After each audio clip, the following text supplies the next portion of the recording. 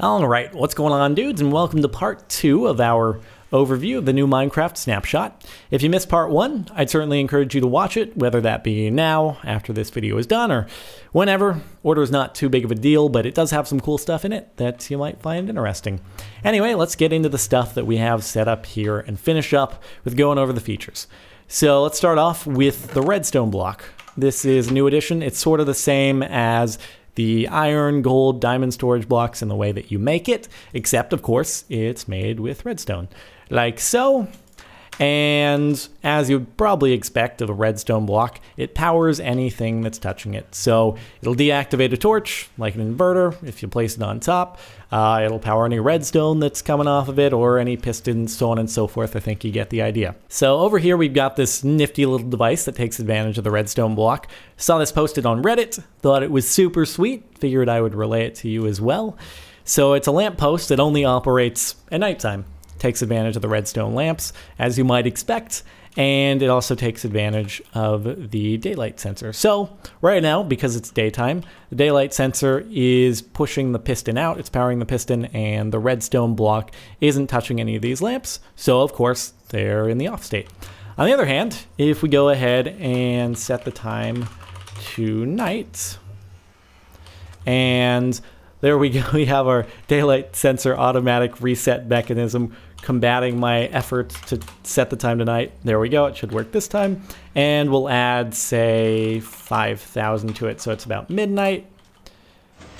Then, since there's no more daylight, the daylight sensor is no longer powering the piston retracts, and the redstone block comes in contact with all of the lamps.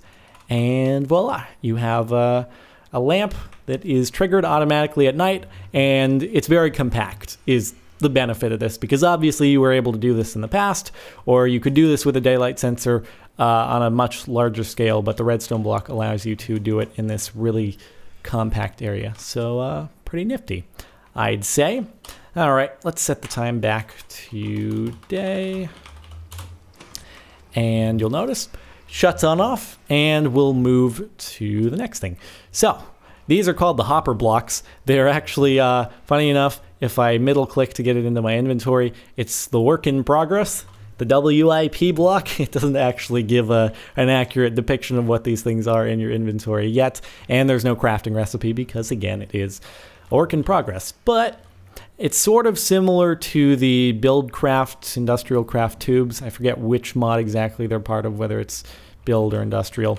But when you put, say, a stack of stone into here, it'll slowly feed that item, whatever item it is, in this case stone, into the middle one. You'll see it flashing out of there, and then finally it will land in the chest. Now if we take that and we feed it into this one, again, it works in the exact same way. Also, if we destroy the chest, it'll start filtering it into the middle one. And because we now have 2 stacks feeding, it was going a little bit faster for a few seconds there. It'll just end up in whatever the lowest bin is. I don't actually know how you would state that properly, but it feeds into whatever the final container is going to be, whether that's a hopper block or a chest. It could be either one depending upon your setup.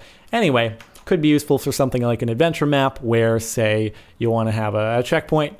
You put your items into the hopper and it feeds it on through while you go do some lava parkour or something like that. Obviously, we have ender chests for that as well, but you know, it's another alternative. So next up, we've got the addition of this thing called the trapped chest.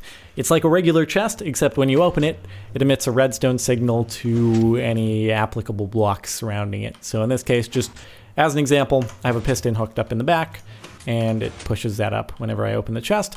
On the other hand, this is just a regular chest. Obviously, it doesn't do anything special when you open it, except give you items if you have items in it, you know. All right, so anyway, this is actually a place where the text blurb that comes up when you go to a new item in your hotbar will come in handy, so you can tell the difference between the two if you have them both in your inventory. Anyway, that's just a side note. The only issue I foresee with this is that you can actually tell the difference between the trapped chest and the regular chest by looking at the pixels surrounding the the opening handle thing, it's more reddish on the trap chest and more brownish on the regular chest. So you can actually tell the difference, which is kind of an issue if you're trying to, say, trap someone with the trap chest. So I don't know, maybe if they were made to be identical, that would be helpful.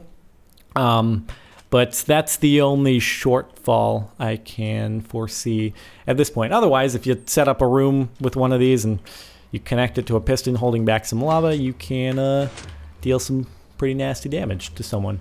So, yeah. Anyway, it just shortcuts you having to do like some sort of block update detection. And instead, it just gets powered by the chest itself. So anyway, that is that with the trap chest. Now we'll move on to some additional nether stuff, nether item changes. So now you can actually smelt netherrack. So if we throw some netherrack in the furnace here, we'll wait for one block to get smelted all the way through, and it will create a nether brick. So what we can use these nether bricks for is to actually craft nether bricks. That makes sense. That's actually the way you have to say it. You use nether bricks to craft nether bricks. Yeah, okay, so these are, I'll call it nether brick components, and if you arrange them in a square, you get nether brick. So you use nether brick to craft nether brick. Yup.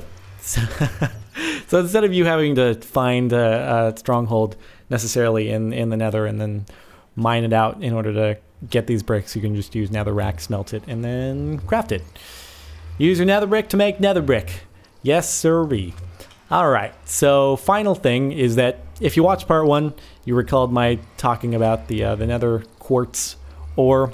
Just figured I'd head on into the nether and actually show it to you in its natural environment.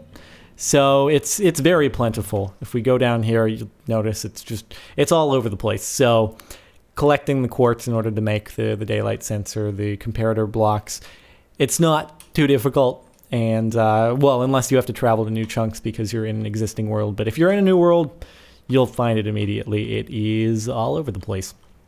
So anyway, that's about it for this snapshot. This in part 1 should include all the new features. So hopefully you've enjoyed. If you have, a rating would be much appreciated. Other than that, thank you very much for watching, and I'll see you next time.